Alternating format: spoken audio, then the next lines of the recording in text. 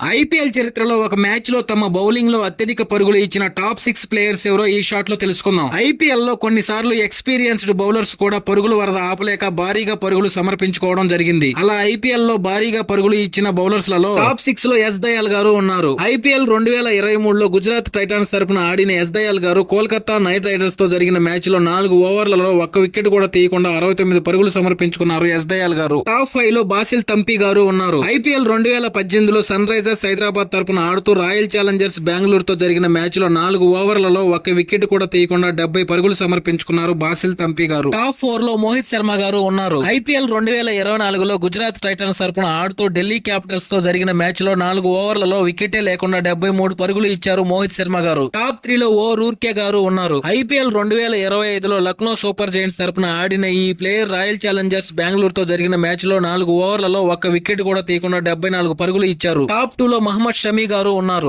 IPL 2025లో sun Risers Hyderabad తరపున ఆడిన ఈ ప్లేయర్ పంజాబ్ కింగ్స్ తో జరిగిన మ్యాచ్ లో 4 ఓవర్లు వేసి ఒక్క వికెట్ కూడా తీయలేక 75 పరుగులు సమర్పించుకున్నారు. టాప్ 1 లో జఫ్రా ఆర్చర్ గారు ఉన్నారు. జఫ్రా ఆర్చర్ గారు ఐపీఎల్ 2025లో రాజస్థాన్ రాయల్స్ తరపున ఆడుతూ సన్ రైజర్స్ హైదరాబాద్ తో జరిగిన మ్యాచ్ లో 4 ఓవర్లు వేసి అస్సలు వికెటే తీయకుండా 76 పరుగులు సమర్పించుకున్నారు.